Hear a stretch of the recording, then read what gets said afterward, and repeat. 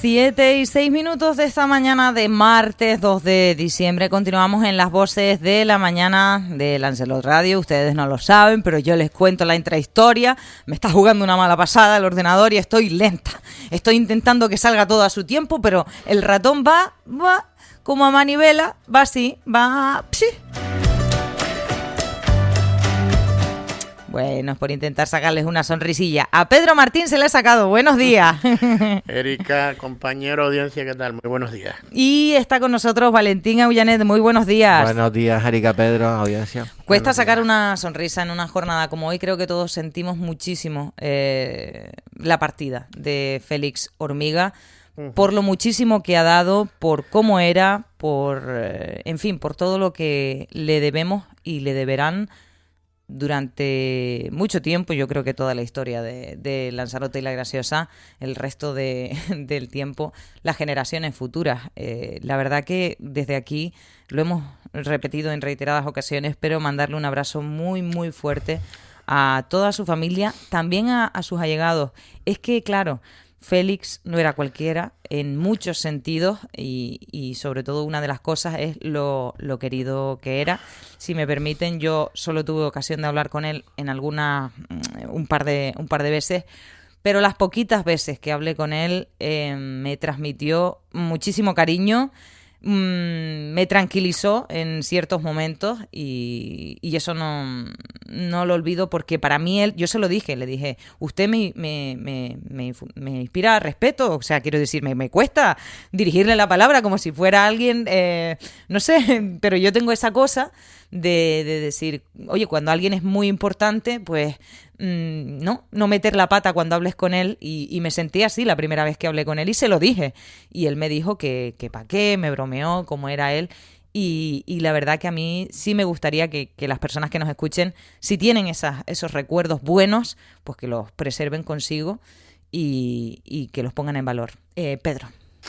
Pues, hombre, después de estas palabras, Erika, me va a costar, evidentemente todos los que conocimos a Félix sabíamos que era una persona, una buena persona, primero que nada, un estudioso, ¿no?, de nuestras costumbres, de nuestras tradiciones. Se volcó toda la vida con la cultura canaria, también con la escritura, ¿no?, con la literatura, ¿no?, un autor de muchas obras. Me alegro muchísimo de que Arrecife tuviera lo que no se tiene en muchas ocasiones, sino esa premura para que él viviera lo de ser hijo predilecto de la ciudad o el municipio que lo vio nacer, y lamentarlo mucho. Mandar un abrazo muy fuerte a su familia y a todos sus allegados, que tenían muchas amistades. Era fácil verlo en la calle Real o en el pasillo aquel de, ¿cómo se llama?, el Boulevard, ¿no? Sentado allí, porque iban turnándose de cafeterías, ¿no?, por épocas, cogiendo sus cafeterías predilectas y verlos allí. Supongo que tertuleando de lo mismo que estamos diciendo, que en lo que destacó, ¿no? Sí, bueno, antes que nada darle el pésame a la familia y a los amigos. Yo recuerdo de Félix, que era un hombre que además era, para mí era cercano, en el sentido de que siempre estaba dispuesto a colaborar contigo. Yo me acuerdo de que mis primeros contactos con él fue justo cuando empezábamos con el semanario La Isla, y él nos asesoró. Entonces estaba como máximo responsable del servicio de publicaciones del Cabildo. Nos asesoró a la hora de hacer toda la tramitación en relación con el registro, digamos, de la revista, de efectos de publicaciones, etcétera. Y siempre ha sido, como digo, un hombre que siempre te ayudaba, te daba buenos consejos, y me parece que ha sido fundamental, ¿no?, en la historia de Arrecife y la de Lanzarote en materia cultural. Además tiene muchísimas obras muy interesantes que son necesarios que la gente las pueda revisar, las pueda leer, porque aporta muchos datos y aporta una sensibilidad importante de un hombre que se nota que siempre ha querido muchísimo a su isla, a su tierra, ¿no? Y es siempre es una literatura muy porteña, ¿no? Muy relacionada también con la querencia y el amor al puerto de Arrecife, y la verdad es que sí, que lamentar su muerte, ¿no? Y sobre todo que últimamente lo veíamos, que tenía, digamos que su aspecto físico había empeorado muchísimo y era muy lamentable. Por eso también coincido mucho con Pedro, en el sentido de que el Ayuntamiento de Arrecife le ha devuelto lo que él le ha dado también a la ciudad, ¿no? El declararlo hijo predilecto, ¿no? Yo si algo lamento es que no fuera antes, pero bueno, se hizo, como dice Pedro, se hizo y muchas veces no ocurre hasta que han partido. Ayer Inés Rojas compartía un mensaje, como muchísimas personas a través de sus redes sociales, pero es que me atravesó el corazón, lo prometo. O sea, cómo encabezó ese mensaje Inés Rojas con 2 palabras: travesía cumplida. Me parece, pues así. En fin. Vamos a cambiar de asunto. Por difícil que sea, el mundo continúa a su velocidad de locos. Sé que ayer, Valentín por lo menos sé que estuvo, creo. Pedro, tú también estuviste, por eso es que te estuvimos buscando aquí y no te encontrábamos. No me encontramos. Pero mira que yo luzco, ¿eh? Otra cosa no, pero volumen tengo. Te estábamos buscando, Sergio, y yo pensé, digo, ¿cómo es que Sergio no sabe dónde está Pedro? Y como te fuiste... Estaba despistado porque él debería haber sabido, porque yo se lo comenté, y es verdad que... Luego se acordó, creo. Sí, luego se acordó, pero al principio te estuvimos buscando, como a los elfos de la Navidad. Bueno, vamos... a cambiar de tercio. Ayer, cuéntenme, estuvieron de excursión, si se me permite decirlo así. Se marearon en la guagua, se llevaron la merienda. No, bueno. no, precisamente la merienda no, porque ya llegamos caninos, que no nos comimos a alguno de los responsables públicos que nos llevó, o que nos iba acompañando, de milagro, o alguno de los trabajadores que también había, ¿no? Cuéntenle a la gente a dónde fueron, porque bueno, yo estoy...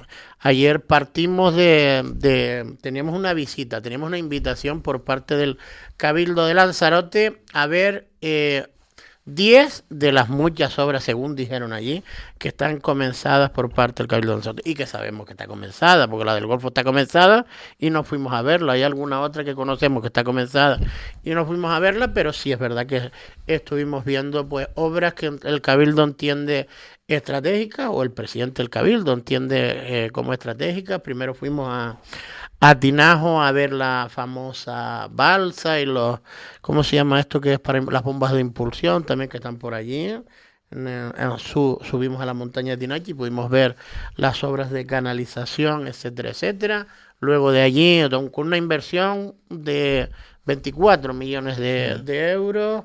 Después fuimos a ver el parque eólico. El presidente nos comentó, si me voy saltando algo, Valentín, ayúdame tú también, porque estuvimos los dos. Él va a dar su parte también. Vale, pues yo voy diciendo... Tú desahógate y suelta todo lo que... Estuvimos en el parque eólico de San Bartolomé o de Sonsama, el que está por la parte de atrás, donde el presidente, pero estuvimos allí explicándonos cuál era la apuesta, cómo se lo habían encontrado y cómo estaba actualmente el tema de las energías alternativas, o en la energía eólica en este caso. En Lanzarote también salió el tema del famoso mapa, ¿no? De las zonificaciones para la penetración de las energías alternativas en Lanzarote. De ahí fuimos ¿a dónde fuimos? Pero espera, porque son muchos sitios. Son muchos sitios. Entonces, de lo que tú viste ayer, vamos a extraer, ¿sí? Vamos a ir extrayendo, porque también vamos a hablar con algún protagonista. Pero Pedro, de lo que tú viste ayer, sí, ¿con qué te quedas? Con todo.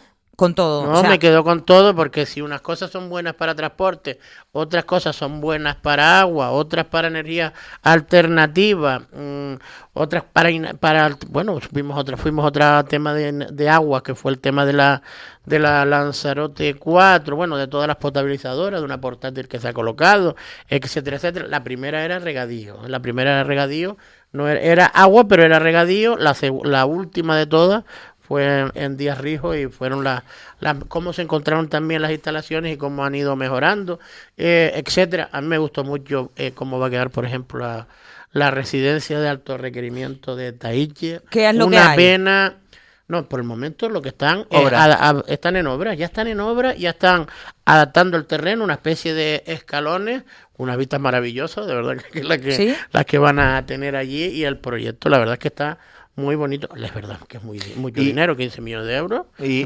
bueno, la verdad es que yo creo que a mí por lo menos me sorprendió bastante en relación con la residencia de Taïche, que habló la arquitecta, la directora de obra, por ejemplo, y dijo que iba a muy, muy, muy buen ritmo. Que muchas de las cosas que va a tener esa residencia, que es modélica, estuvimos viendo, digamos, cómo iba a quedar el proyecto, y la verdad es que sí, no es una residencia al uso, es un hogar, digamos, compartido, la verdad. Tenía muy buena pinta con jardines interiores, y lo que nos dijo es que, piscina, que se va a adelantar mucho también, porque mucho viene ya prefabricado de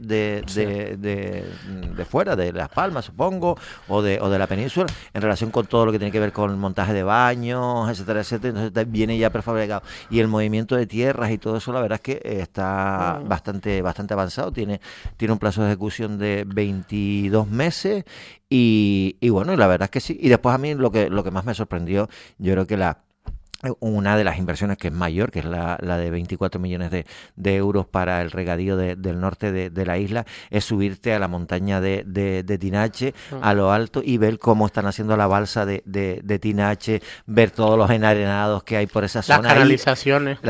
Hay muchísimos enarenados. Eso va a ser, vamos... ¿Pero se subieron a la montaña? Sí, claro. Nos subieron a la montaña. Claro, y para subir a esa montaña, vamos, de hecho nosotros íbamos en una pequeña guagua, y esa guagua no podía subir. Tuvimos que subir en coche.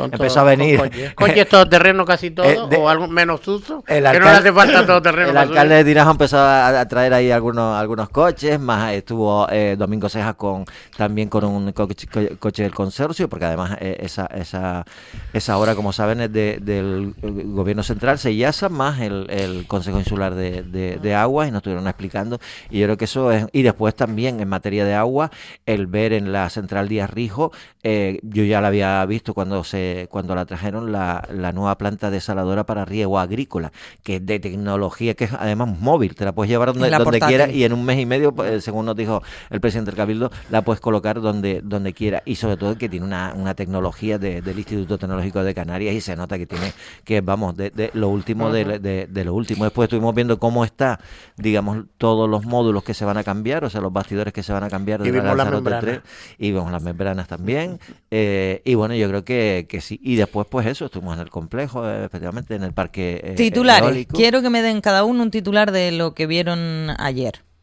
O bueno, un titular puede ser. Hombre, yo diría que no sé, que se están haciendo muchas obras que van a cambiar, digamos, el Lanzarote en muchos aspectos, en materia de sostenibilidad, de agua, del complejo medioambiental también, porque estuvimos allí viendo todo lo que tiene que ver con la nueva planta de compostaje y todo ese tipo de cosas, nos estuvieron explicando, y yo creo que eso, que bueno, que las inversiones que están ahora en marcha, se nota que va a haber un cambio cualitativo en relación a los años anteriores, ¿no? Pedro. Yo me quedo con la residencia.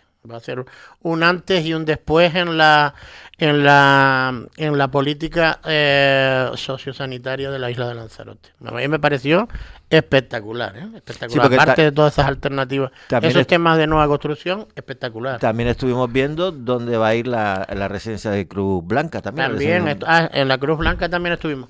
Pero yo por el momento me sigo quedando con la de... Y iniciamos el trayecto en la Plaza de Las Palmas. Ah, mira. Yo que ya la inauguramos nosotros. Fueron 10 lugares ya. Les abrieron las vallas para ustedes. Y las abrieron para todo el mundo. Sí. En ese momento abrieron las vallas para todo el mundo, las retiraron y nosotros estábamos allí, pero no... A ver, y lo hicieron coincidir, aunque, a ver, está un poco choteado el tema porque creo que por ahí hay un montón de fotos de gente antes de haber abierto. Yo me alegro de esta iniciativa del Cabildo para dar a conocer a los informadores de esta isla, de todos los medios de comunicación, qué es lo que se está haciendo. Ahora solo falta que la ciudadanía lo vea, lo palpe, y para eso tiene que ponerse en marcha. Yo sé que es complicado cuando se está en obras apreciar, o cuando se está en mejoras, por ejemplo, como en el ciclo integral del agua, apreciar mejoras sustanciales. Pero creo que antes de que termine la legislatura tenemos que verlo, tenemos que notarlo. Pero que pesada es la burocracia. Porque si ha habido dinero, lo que estábamos viendo, evidentemente eran proyectos incluso que venían de etapas anteriores o que se dejaron de la mano de Dios en etapas anteriores. Y para verlo, que hayan podido pasar 4, 5, 6, 7 años, que de verdad habría que pensarse muy mucho. Yo recuerdo que en la época de Mario Pérez, cuando fue viceconsejero de política territorial y no sé qué más era, ¿no? Él intentó llevar a cabo una ley para intentar desenmarañar un poco la burocracia aquí en todas las normas que tiene Canarias, desde el punto de vista urbanístico, etcétera, etcétera, pero no se consiguió. La ley del suelo era una de estas cuestiones, intentar de alguna forma quitarte burocracia de encima. Tampoco es que haya sido un éxito, la verdad, pero bueno. Después otra de las obras que vimos también, que vamos, yo creo que es más grande que el que tenemos en Arrecife, que es el intercambiador de guaguas de Costa Teguise. Que está a punto de terminarse, ¿no? Sí, está prácticamente. O sea, en enero entra en... Y es más grande que el que tenemos nosotros aquí en Arrecife, y mucho más moderno, con más cubierto. También es una obra importante, ¿no? ¿Fueron a ver algo de vivienda? Vivienda no. De vivienda no. Vivienda están pendientes las demás. Pero eso no las puede, eso no es una gestión del Cabildo. No. Lo único que ha hecho el Cabildo en materia de, lo único no, lo que ha hecho. Se comprometió cuando ponga en marcha perdona. Sí, eso que. Cuando se ponga en marcha las de Yaiza, las de Uga, Playa Blanca, Uga y Arrecife, que nos llamaba otra vez para que viéramos. Y después obras que están en marcha también, pero que no hemos visto, por ejemplo, todo el tema del saneamiento del Golfo, que las obras ya se han iniciado, pero claro... Allí no fueron. Ir al Golfo ya significaba pegarte toda la tarea. Hombre, ir al Golfo también a las 9 pasamos por el agujero, ¿no? Es que yo lo iba a decir, digo, a ver, si el Cabildo organiza una rutita y los lleva al Golfo... Indefectiblemente hay que pasar por el socavón de los hervideros. No hay que. Yo sé que no hay que pasar, Pedro, pero que ustedes están cerca. Nos enseñaron la foto del proyecto en algún sitio, ¿no? ¿Del socavón? Del socavón, ¿no? Sí, en algún sitio. Sí, al inicio, antes de salir, por ejemplo, en el mismo castillo de San José, que es donde quedamos, ahí hubo una especie de vídeo en el que nos hablaron del proyecto de rehabilitación del Golfo, de los hervideros, perdón, que además puso el énfasis el presidente del Cabildo en el hecho de que, que la obra no se podía haber hecho a la derecha porque tenías problemas muchísimos con medio ambiente, todo el tema del Parque Nacional, etcétera, el preparque, y a la izquierda tenía los problemas con costas, y que la única forma era pues hacer esa especie de puente tapando todo. Y que era la carretera más cara del mundo. Exactamente. 1 kilómetro, 8 millones de euros. 8 millones. Y ahí también... Para el proyecto que se tiene, ¿no? Sí, el proyecto que se tiene. De todas maneras... El proyecto, y hay comprometido 1,5 millones del gobierno de Canarias ya, dice él. Me alegro mucho de que hablaran de ese proyecto, pero hablando llevamos desde 2021, solo lo digo. Ya lo siento, o sea, quiero decir, manteca a la justa. Yo le doy manteca a la justa aquí a las cosas. Entonces, yo puedo entender lo que acaba de explicar Valentín, creo que es fundamental. Por un lado, parque... quiero decir, protección por todas partes, pero... Ahí tienes a Arrecife sacando para adelante el plan supletorio pendiente de aviación civil y de costas, y están en comunicación directa con costas y con aviación civil. Y yo, honestamente, luego me equivocaré y si me tengo que tragar mis palabras me las trago. Pero la entereza con la que Maciot Cabrera me dijo el pasado viernes, concejal de urbanismo, esto yo confío en que va a salir y va a salir y va a salir. Pues chicos, llevamos desde 2021 con probablemente...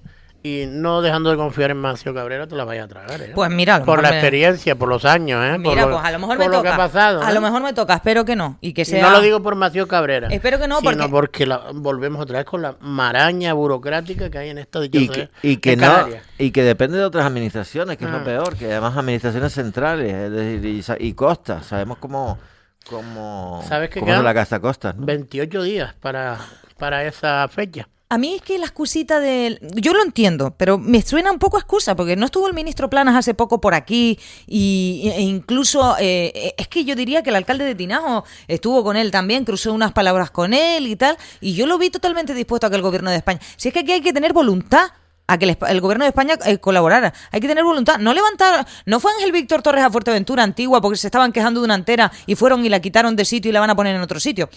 Es que a mí cuando me... pues llevan a Ángel Víctor a Modalle. Ya, bueno, no sé. Ya, los vecinos lo dijeron, los vecinos lo pidieron. O sea, dijeron, mira, como en Fuerteventura lo han conseguido y aquí no. Pues será porque por aquí les interesa más pelearse que solucionar las cosas. Pues no sé, en fin. Pero de todas maneras, a ver, lo de Ángel Víctor será porque tenía alguien ahí que era de su confianza y le quiso hacer el favor, porque Ángel Víctor no tiene fueron tres. Ni responsabilidad en materia de medio ambiente. 3 autoridades, el alcalde de Antigua, Matías Peña, que es creo que es de un partido municipalista, y fue un ministro, que es el que le correspondía, y fue el otro ministro, que es Ángel Víctor Torres, pero sospecho que a lo mejor le coincidió con algo, lo que sea, y dijo, mira, pues si hay una preocupación aquí de los vecinos, por lo que sea, me voy a acercar y ya está, estupendo, y ya está, o porque tiene relación con los senadores o con los diputados, me da igual, la cosa es querer hacer cosas. ¿Son muchas las luces de Navidad o son pocas? Porque el Partido Socialista en Arrecife ha lanzado una crítica muy dura al grupo de gobierno de que la capital lanzaroteña es la ciudad que más gasta en luces de Navidad por habitante en toda España. Es lo que dicen en una nota de prensa la concejal socialista Cristina Duque. Asegura que el ayuntamiento ha destinado más de 630.000 euros solo a iluminación, lo que supone más de 9 euros por ciudadano, 15 veces más que el gasto de Las Palmas de Gran Canaria. A lo mejor si le preguntas a los ciudadanos, yo no sé si es mucho o no, porque no me sé esa comparativa que ha hecho Cristina Duque, que supongo yo que se basará en datos. Si le preguntas a los ciudadanos de Recife, a lo mejor si le dice que son solo 9 euros por ciudadano, lo aceptan y les gusta. 630.000 euros es un dinero, que es verdad que al final son luces, que es para tu divertimento visual, para que los niños se ilusionen, etcétera, etcétera.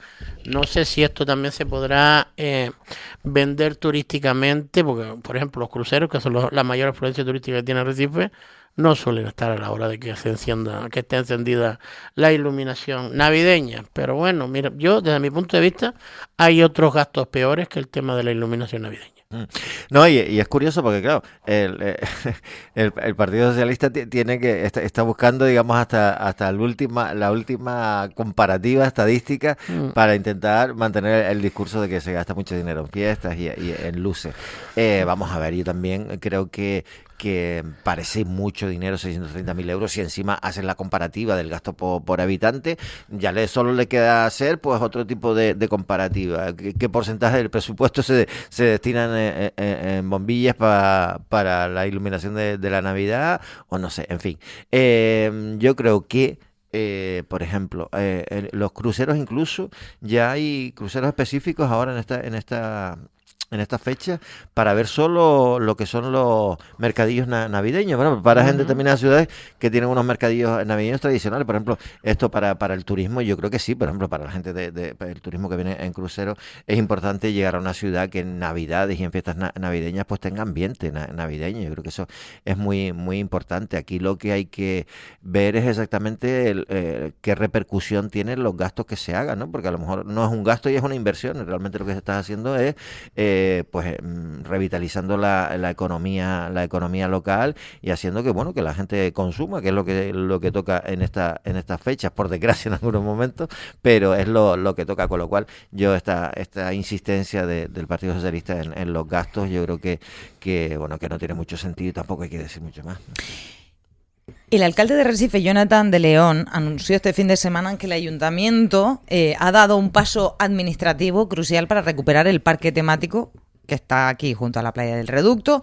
Tras aprobar por unanimidad en el Pleno la solicitud de concesión a Costas, se inicia la fase final para que los terrenos ganados al mar y cuya concesión se perdió en 2018 vuelvan a uso público. Ahí se proyectan 10 millones de euros de inversión para crear un gran pulmón verde con instalaciones deportivas, zonas de ocio y espacios para la vida ya lo vimos en su momento, saludable. ¿no? El proyecto creo que sí se presentó, ¿no? El proyecto sí, lo que yo no entendía es por qué no habían hecho un nada. Anfiteatro, pistas de skate, canchas multidisciplinares, fuentes creo que también tenía, creo que se dignifica un poquito la zona también para las mascotas, etcétera, etcétera.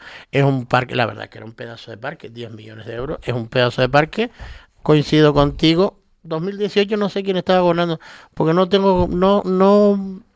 recuerdo muy bien qué grupo de gobierno era, pero lo que nunca se tuvo que perder es la concesión de Costa, porque si el parque, no tenemos el parque de 10 millones de euros, pero tenemos un parque, se llama parque temático, que tendría que haber estado en posesión del ayuntamiento para poder, por ejemplo, atender el pipicán que hay allí y otra serie de infraestructura, por no decir por tener el parque en perfectas condiciones. Pero en el 2018 estaba Evadeanta, ¿no? Pues el bueno, 2010... entonces ya me explico perfectamente por qué se perdió la concesión. No se trabajó ni para llevar los papeles. Que, a ver, hay una cosa, es decir, una cosa que me parece súper importante. La inversión me parece fundamental. Es una pieza de suelo de arrecife que necesita, vamos, un cambio. Pero después todo esto hay que mantenerlo, es decir, no es hacer la inversión y hasta luego, ya lo dejo, porque si no va a pasar lo que ha pasado. Hemos tenido una pista de skate que la han arreglado no sé cuántas veces y al final si no la mantienes termina hecha una porquería. El pipicán ese famoso también, que al final también ha quedado medio ahí. Entonces lo fundamental es que las inversiones que se hagan en ese parque después tengan una serie de mantenimiento, cuidado, no sé, es decir, que eso es fundamental. Y creo que además tiene que pedir la concesión a costas, pero de Canarias, ¿no? Del gobierno de Canarias, por lo que he oído, con lo cual parece que esto puede ser un poco más rápido que si lo tienes que pedir a la administración central. Y bueno, y que el proyecto ya lo conocemos y es un proyecto muy muy interesante y yo creo que le va a dar también un cambio a la ciudad. Pero eso, lo que digo, hace falta mantenimiento de toda esta zona, porque se han hecho cosas ahí y después se han quedado un poco en el olvido. La gente que es inconsciente, que es poco cívica, tampoco, que hay mucha en Arrecife, que hay mucha, tampoco lo ha cuidado demasiado. Pero yo creo que es importante un mantenimiento. Lo del mantenimiento y solucionar, porque a mí, fíjate un miedo que tengo. A mí me parece estupendo, maravilloso, porque yo cuando vivía en Arrecife me iba por toda esa zona, me daba una pena porque yo ¿qué quieren que les diga? Yo quería vivir en una ciudad en la que porque yo salía a caminar casi todos los días y unas veces me iba para un lado y otras veces para el otro y digo, chacho, este litoral que tiene y a veces se me hacía de noche también por ahí y no es la imagen que hay que dar cuando un montón de gente sale a caminar por ahí, salen a hacer ejercicio por ahí y yo creo que cada vez tendemos más a eso. Ahora bien, uno de los miedos que yo tengo es que ocurra en esa zona, tú imagínate, invierten 10 millonacos, lo revitalizan todo, lo ponen pulmón verde, zona de ocio y tal y no sé qué, para que se metan los 4 que están aquí en el reducto, que si bebiendo, que si tal, que si no sé qué, que si esto, eso yo no lo quiero. Entonces, a lo que dice Valentín, yo añado y controles sobre este tipo de cosas, vamos, porque... Si tiene vida, no va a pasar nada. Si no tiene vida, evidentemente, sabes lo que está abocado. Pero si se le da vida, si tiene, creo que lleva kioscos o cafeterías, si esas cafeterías tienen vida, tienen actividad, si ese anfiteatro no es una decoración como en muchos sitios hay, sino se le dota también de cierta actividad, se llevan obras, se hace exposiciones, etcétera, en el parque probablemente no tenga riesgo de que pase. Sí, cuando está abierta la cafetería, que parece una tontería, pero yo creo que es un sitio ideal para tener esa cafetería.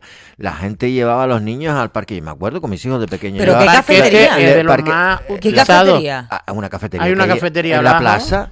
Donde se llama la cafetería del parque temático y estuvo de moda incluso porque los trabajadores del Cabildo, saben que no tiene cafetería, iban a desayunar allí. Hombre, claro, pero yo esa cafetería no la he visto en la vida. Pues yo la he visto a tope de gente. Con los ojos cerrados por allí. A tope de gente. ¿Está abierta? No, ahora simplemente que va, está cerrada hace muchos años. Claro, es que yo llegué en 2020 a Lanzarote, entonces en la pandemia. Pero que se ve. Es parque infantil. Y al lado, una cosa que está... Es como si fuera la rotonda, la parte bajo de la rotonda. Vale. Los bajos de la rotonda es la cafetería. Y esa cafetería, las mesas llenas, porque además tiene un espacio ahí en esa plaza. Hasta eventos tuve yo la oportunidad de ver, no me acuerdo cuál fue, pero algún evento se hizo allí. Sí, alguna cosa se hacía. Y después la gente, pues eso, le tenía a los niños en el parque infantil, tú te podías tomar algo en la cafetería, estaba muy bien, le daba bastante vida, ¿no? Es decir, igual que en su momento cuando estuvo el skate park al principio, que lo inauguraron también, había bastante vida, es decir, es un tema que lo que necesita es eso, mantenimiento. Mira, el parque de Maneje, que es un parque enorme, eso está fenomenal, la gente lo utiliza para... Hay un proyecto parecido también para el de Maneje. Claro, pero que es fundamental que eso, que haya mantenimiento, porque la gente después lo utiliza para correr, para hacer algo de deporte, pero claro, si la cancha de baloncesto que tiene ya no tiene ni redes, los hierros están oxidados y todo eso, pues que, claro, ya va perdiendo, digamos, el interés por la gente de utilizarlo, entonces por eso es fundamental, ¿no? Pues espero que sí, que salga adelante. Me voy a ir al gobierno de Canarias, porque hemos hablado en las últimas semanas y bueno, de hecho, Pedro, con lo que te quedas, una de las cosas principales con las que te quedas, por motivos obvios, es la residencia de alto requerimiento de Taiche, plaza sociosanitaria, dependencia, pues de eso hemos hablado mucho en las últimas semanas, y justamente el gobierno de Canarias, les pongo los datos sobre la mesa y ustedes me dicen, porque ante las muchas críticas es que los datos... Hay muchas formas de leerlos o de presentarlos. Tal cual lo presentan aquí el Gobierno de Canarias, me parece muy interesante. Han aprobado un aumento de 6,3 millones de euros en la financiación destinada a prestaciones de dependencia para dar cobertura al incremento de beneficiarios registrados este año. Y hay otros datos que me parecen importantes. Y atención a lo que voy a decir por los plazos. En los últimos 5 meses se han materializado 15.079 prestaciones. 15.000, vamos a poner 15.000 prestaciones frente a 20.000, es decir, 5.000 más, contabilizadas desde 2019 a julio de 2023. A mí esto me parece de locos. Pero de loco. Y es un poco lo que ejemplifica lo que han explicado desde Dependencia del Gobierno de Canarias. Claro, si tú no le das curso a las solicitudes, no tienes esa... No tienes aumento de usuarios. Ese volumen. O de demandantes. Y que en 5 meses el Gobierno de Canarias haya materializado 15.079 prestaciones y en 4 años se hayan contabilizado solo 5.000 más en 4 años frente a 5 meses. Es que me parece... No sé, ¿qué piensas? Algo fallaba en eso. Mira, gobiernos, evidentemente. Curioso. El otro día me llamaron de dependencia del Gobierno de Canarias para darme cita para la revisión de grado de mi madre, pensando que todavía vivía en su casa. Digo, mira, perdona, pero ya la revisión de grado estaba un poco despistado, pero sí que se les nota que tienen intención de acelerar el proceso, ¿no? Porque claro, mi madre ya no está viviendo en su casa, ya está en una residencia y ya tiene el 3er grado. O sea que no sé cómo la computan, por ejemplo, a niveles de las estadísticas, pero lo que sí que está claro es que la información que tenían no eran la real, porque ya seguramente en el si caso, es demandante, lo que pasa es que... en el caso de mi madre ya no tiene que figurar como una de las personas a las que la ley de dependencia desde 2023. Mi madre tiene la dependencia desde 2023. Primero empezó con el grado 2 y después le han reconocido el grado 3. O sea que mi madre, a efectos de estadística, estaría como una de las personas que está recibiendo las ayudas de la ley de dependencia desde tiempo. Y ellos, en la información que tenían registrado, me estaban diciendo que me iban a dar cita para revisión de grado, cuando ya se había hecho. Bueno, pues... Pero sí que, y mira, ayer, por ejemplo, con la visita, cada uno de los consejeros también del Cabildo que tenía relación con las obras que íbamos a ver, pues también estaba allí. Y estuvo Marci Acuña en la visita, por ejemplo, a la Cruz Blanca y en la visita a las obras de la nueva residencia de alto requerimiento de Taiche, y nos comentó, por ejemplo, que ahora mismo hay una lista de espera de 400 personas en dependencia en Lanzarote. Pero que, oye, hay una serie de bueno, no solo esta residencia. Y eso no quiere decir que haya 400 personas que demanden la plaza, porque algunas, a pesar de pedirlo, y algunas veces incluso entrar en las condiciones para darlo, las piden que se congelen, ¿no?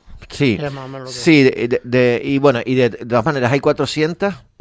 Pero ahora mismo están las 125 de la residencia de Taiche, que son 75 de residencia, 50 de día. Están las de la Cruz Blanca también, que son 25. Y después hay 100 más de edificios de otro proyecto nuevo. De otro proyecto nuevo que tiene ya financiación y que pequeños edificios que se van a comprar. Va a comprar, y puso el ejemplo de que ya había oferta de particulares con edificios, con entre ellos el de la 11. Tiene otro nombre, pero... Con fondos europeos. El edificio de la ONCE que está aquí en Arrecife, que se podría hacer como centro de día, por ejemplo. Entonces, claro, ya estamos hablando de que se ponen a disposición en los próximos años pues más de 200 plazas. Lo que pasa es que sí que es verdad que hay 400 en lista de espera, que también hay algunos que no se han acogido todavía a esta, o sea, la ley de dependencia, en el sentido que a lo mejor tienen atención domiciliaria, etcétera, etcétera, y estarán esperando en un momento determinado que haya plazas, ¿no? Anoche, y perdón, cambio radicalmente de asunto, anoche, esto lo informa el Consorcio de Seguridad y Emergencia, anoche se quemaron 7 contenedores en la calle Triana de Arrecife, pero, ahí no queda la cosa, 7 contenedores en la calle Triana de Arrecife. Cuando los bomberos estaban actuando para sofocar esos fuegos, con ayuda de la policía local de Arrecife, que había cortado la vía, estaban sofocando eso y les avisan de que hay otro incendio de contenedores en la calle Ortega y Garcés, pone aquí, pero entiendo que es Ortega y Gasset. Ortega y Gasset, de otros 4 contenedores, que estos afectaron además a un vehículo. Aquí pone al costado derecho del vehículo. Yo, perdóname, afectó al vehículo, que el vehículo está negro. Yo creo que era blanco y se quedó negro. Esto es lo que yo digo la combustión espontánea. La combustión espontánea, salvo yo cuando me peleo con mi marido, no hay mucho más de combustión espontánea. Si es al mediodía y con alta hora, sí. Pero de esto noche nunca pasa de día. Claro. Ni al mediodía, sino Mira, pasa de noche. Y este fin de semana, no sé si lo leyeron también dentro del chat de emergencia, hubo al menos 2 llamadas que eran falsas alarmas. Y finalmente terminó con fuego en el contenedor. Da la sensación de que ya están incluso programando de alguna forma la quema de contenedores y jugando al gato y al ratón con los efectivos de bomberos, que me parece ya que esto es bastante lamentable. 2 llamadas, salieron los bomberos, falsa alarma. Y hubo una tercera en que efectivamente sí habían quemado los contenedores. Y es que me parece que a ver si los cogen ya a estos pirómanos, porque ya, esto ya huele a cuerno quemado, nunca mejor dicho. Yo recuerdo que hace un tiempo, no sé si fue Arrecife o quién fue, o fue la propia empresa, dijeron cuánto costaba un solo contenedor. Cuesta una pasta. Anoche quemaron del taponazo 7 en la calle Triana y otros 4 en Ortega y Gasset, más los que quemaron el fin de semana. Yo, si eso es así como tú estás, para mí, sin saberlo, pero vamos, esto tiene toda la pinta de ser provocado, intencionado, y además con mala intención, y además con alevosía, y además sin saber. Yo lo que pienso, aparte de los contenedores, que es un gasto que, por cierto, va a tener que salir de las arcas públicas, del que lo quemó también, de los que sí, pero es de lo que pagamos todos por lo que tal, y a mí lo que más me fastidia realmente de esto es que una persona se levante por la mañana y vea que su coche está lleno de humo, inutilizable, que está hecho polvo porque lo aparcó, porque no tenía más aparcamiento, porque encima no sobra el aparcamiento en Arrecife, y está pues quemado o ahumado o lo que sea. Yo me pregunto si a esta gente le sale barato hacer este tipo de cosas. Porque yo creo que con los sistemas de vigilancia y de videovigilancia que hay y tal, la policía, y lo hemos conocido en casos anteriores, han dado con varios pirómanos y tal, pero por lo visto o vuelven a las andadas o son otros, o no sé si es que les sale, o sea, sanciones, y no solo sanciones, penas más altas. No sé si hay que revisar esto, porque es que esto no es una chiquillería. No, esto tiene toda la pinta, pues eso, efectivamente, de que tenemos pirómanos Mira, lo de la quema de contenedores pasa también en otras islas. En Gran Canaria ha pasado, también en Tenerife ha pasado, y lo ves, pero yo creo que lo que está pasando en Lanzarote no es nada, o sea, se sale ya de lo común, porque tú no dices, no, es que no, son intencionados, probablemente el 90% será intencionado, porque no es que uno coja y tire una colilla que está mal apagada y la tiras delante de un contenedor. Que por cierto, Es decir, esta ciudad también necesita más ceniceros. Es decir, yo voy por determinada en Madrid. La última vez que estuve en Madrid, ibas caminando por la calle y cada 200 metros hay un cenicero para que tú apagues el tabaco. Un cenicero nada más. O sea, que son de hierro, no sé cuánto, tú lo apagas. No papelera cenicero, sino cenicero solo. Y cada 100 metros prácticamente. Entonces, bueno, eso podría ser digamos, una reivindicación para poner más en la capital que hacen falta. Pero que no son fortuitos estos incendios de contenedores. Esto es absolutamente premeditado y programado ya, como decía, ya el otro día incluso con falsas alarmas para despistar a los bomberos, que a mí ya me parece ya lo peor de todo. Y sí, a ver si las cámaras o gente que pueda de alguna forma verlos en acción para acabar, porque oye, es que ya, vamos, se están pasando. En fin, vamos a saludar a esta hora de la mañana a nuestro próximo invitado. Es consejero de Ordenación del Territorio, Política Territorial, Ordenación Turística, Cultura y Empleo del Cabildo de Lanzarote.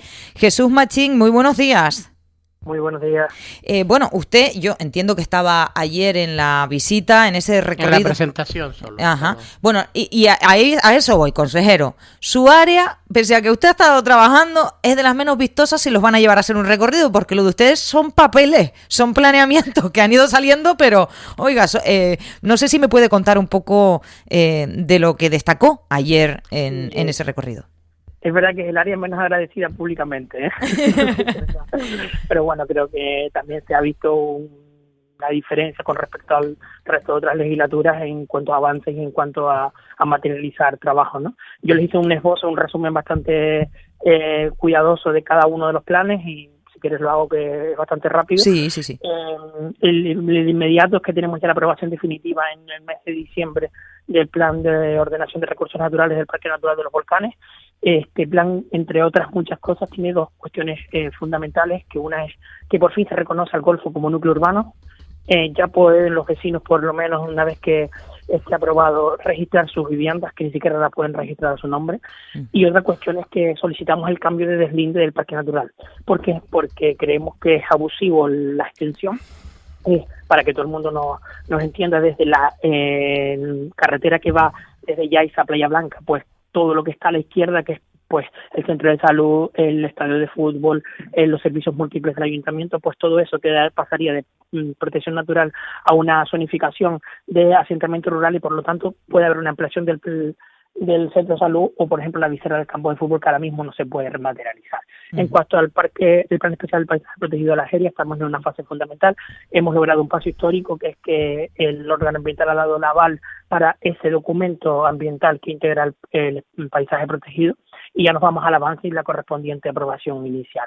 En el plan insular acabamos de recibir hace una semana ya el documento ambiental, va al órgano ambiental y después también esperemos que sea antes de que termine el año y ya iremos al avance y aprobación inicial. El PRUC, estamos esperando ese documento ambiental y luego tenemos las dos ordenanzas provisionales, que para que la gente lo entienda, cuando uno no tiene el planeamiento adaptado como es nosotros, que el planeamiento tiene más años que yo, tiene 34 años y cuando no está adaptado existe una ordenanza provisionales que se redactan y luego una vez que pasen 2 años pasan de ser provisionales a definitivas y se integran dentro del planeamiento. Una es de camping de acampada, que ya estamos consensuando con el área de acampadas, y la otra es de ordenanza renovable. A ver, Valentín, que quiere hacer una pregunta. Sí, buenos días, consejero.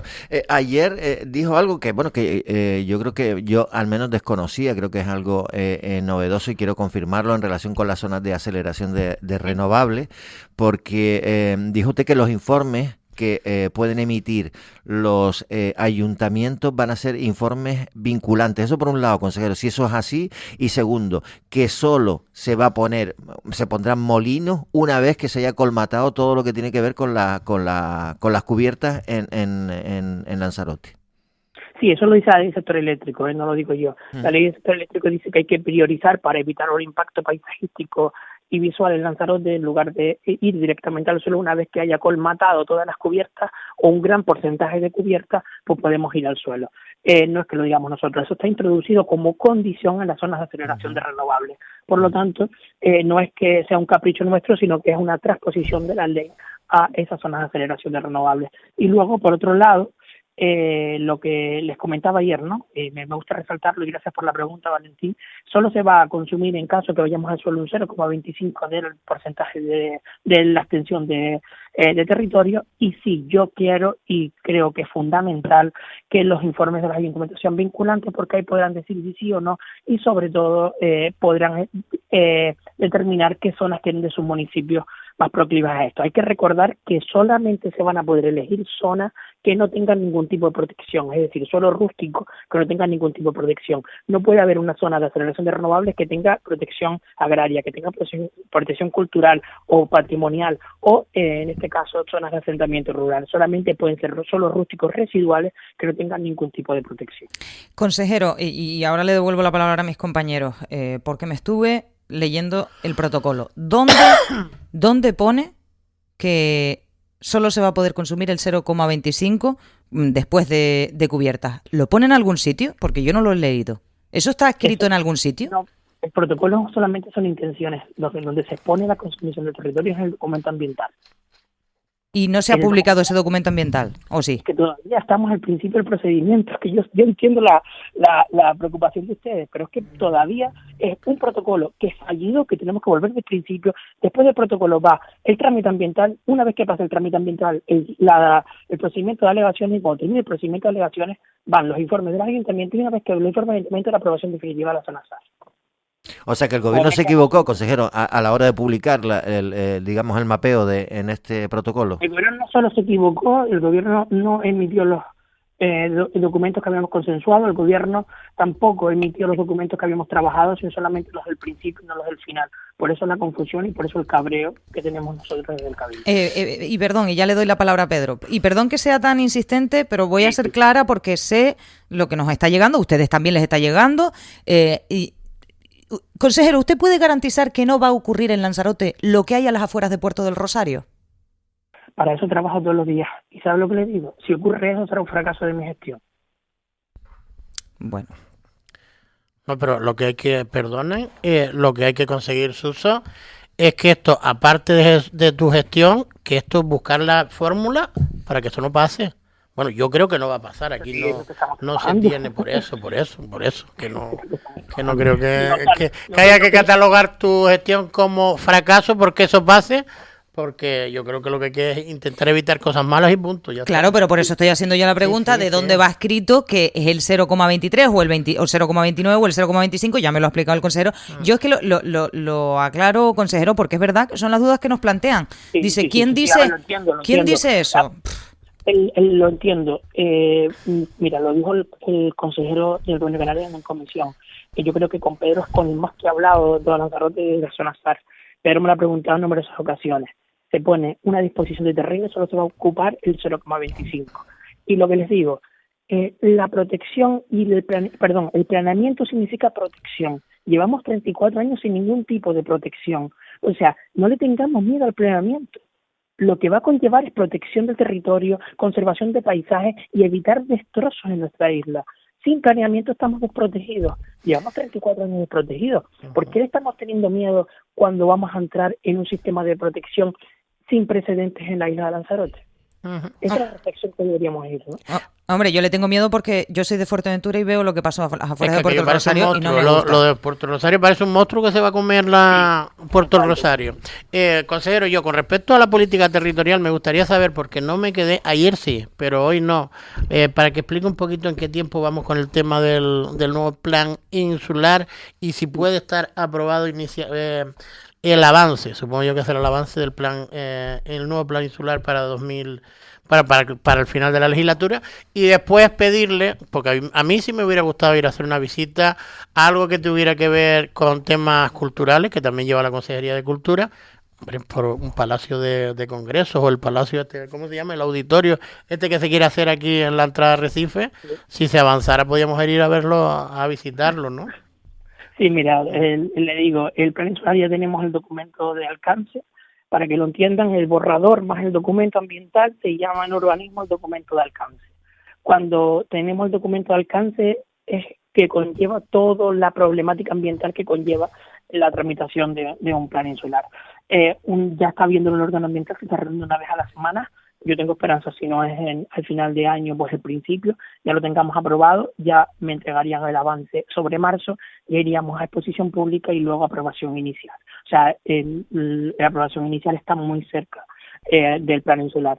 Es cierto que es un plan tedioso, que es muy complicado, pero creo que el órgano ambiental ya está cogiendo velocidad de crucero y que vamos a tener cuanto antes la aprobación inicial de este plan, que es fundamental. Fíjense que es verdad que no es la definitiva, pero la inicial ya conlleva efectos jurídicos sobre el día a día nuestro. Entonces ya pasaríamos de una protección del 40 al 62, ya pasaríamos a triplicar el suelo dedicado al sector primario, ya ordenaríamos el litoral, ya por ejemplo eliminaríamos 104.000 metros de suelo turístico por protección natural. Por lo menos ya tiene efectos jurídicos una aprobación inicial. Y con respecto al auditorio, como saben, está a punto de aprobarse el plan supletorio de Arrecife. Arregla la parcela, ya tendríamos vía libre para la inminente construcción. Valentín. Yo considero que quería volver al tema de las renovables porque hay una duda que tengo. Ahí hay ayuntamientos y alcaldes que ya han dicho, es que nosotros nos han reunido para establecer la zona SAR de aceleración de renovables, etcétera, etcétera. Lo ha dicho el alcalde de San Bartolomé lo ha dicho. Y el de San Bartolomé, por ejemplo, creo que esos dos por lo menos lo han dicho. Pero claro, la cosa cambia mucho si se les dice que efectivamente los informes que ellos puedan emitir en el proceso de aprobación, no del protocolo, sino ya de la zonificación y del mapeo, sus informes son vinculantes, es decir, que si en su municipio hay establecido determinadas, cubiertas o lo que sea en la planificación de la renovable y ellos no están de acuerdo, tendrían la capacidad de veto. ¿Esto va a ser así? Exactamente. Hombre, yo creo que estamos entendiendo mal lo que es vinculante. Vinculante es que a mí tiene efectos jurídicos sobre mí, pero tiene que estar adecuado a la norma. Y las zonas de aceleración de renovables están adecuadas a la norma, suelo sin ningún tipo de protección. Si ellos me dan una variante de este suelo por otro que no tenga protección, yo no tengo ningún tipo de problema, pero lo que no puedes hacer es quitármela y no darme una alternativa, es lo que me refiero. La norma lo dice claro, las zonas de aceleración de renovables tienen que estar en suelos que no tengan ningún tipo de protección, suelos rústicos, yo no tengo ningún tipo de acción sobre suelos urbanos. Por lo tanto, es verdad que tiene que haber un porcentaje, ese porcentaje tiene que colmarse en cada municipio, pero lo que yo les digo es que el vinculante sí, vale, tú me das otra alternativa y yo no tengo ningún tipo de problema, el ayuntamiento sabrá más que yo qué suelo quiere redefinir, pero la cuestión es que el vinculante no puede ser yo no quiero nada y ya está, ¿vale? Ya, perfecto, entendido. Es que, claro, que se me entienda, no pretendo ser beligerante ni muchísimo menos, consejero, simplemente que a mí me funden el teléfono a preguntas y yo lo comprendo y pregunto. Y eso no quita que yo vea que se está trabajando un montón desde las consejerías que dirige. No solo dirige estas, y yo le tengo que preguntar por otra crítica que le han hecho recientemente desde el Partido Socialista, porque es usted consejero de Cultura también.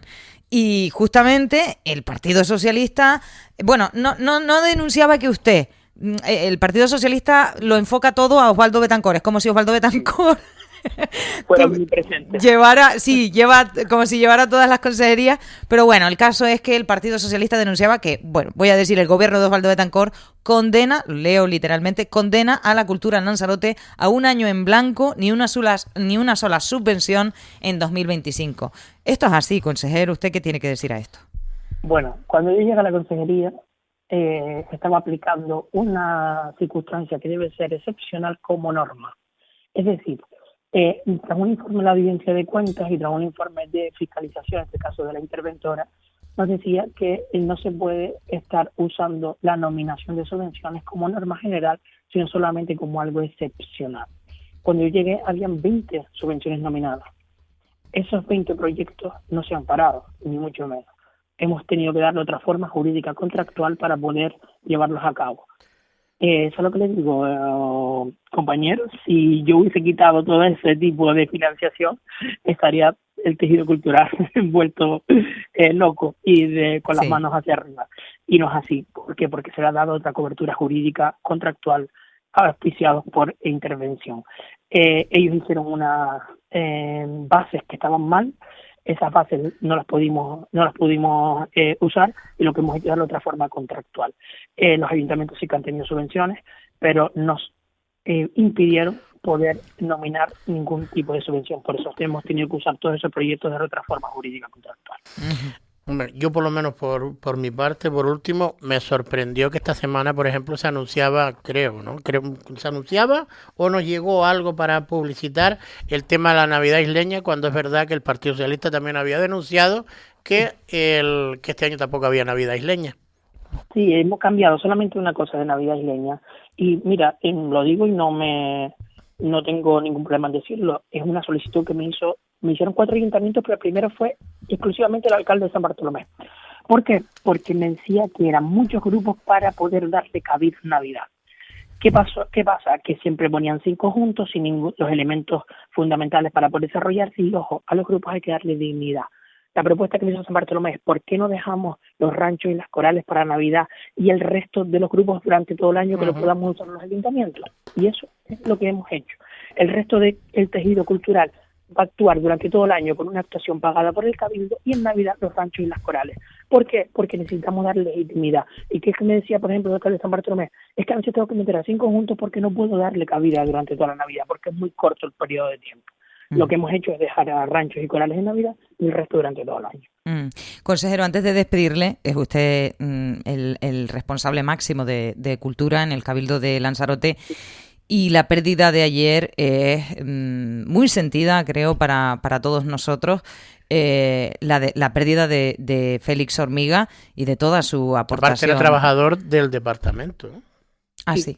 Bueno, incluso Pedro, que es el más que me conoce de ahí, sabe mi vinculación con Félix Hormiga, mi vinculación casi ideológica y política, ¿no? Es una persona que me cuidó mucho a mí cuando era un chiquillo en la formación, me dio muchísimos consejos, incluso me animaba a mi rebeldía infinita, a que la llevara al extremo, y sobre todo me encauzó en muchas cosas que yo tenía que confrontar y que yo tenía que integrar dentro de mi personalidad, ¿no? Pero culturalmente fue una persona que se empeñó en reconocer la identidad, la canalidad y sobre todo las diferenciaciones que tenemos como pueblo. Creo que el legado que deja es impoluto, y un legado que debemos cuidar los que estamos al frente de las instituciones, pero también la sociedad. Es una persona que le gustaba muy poco el reconocimiento, muy poco. Recuerdo hace un tiempo que me decía un compañero: tenemos que hacerle algo.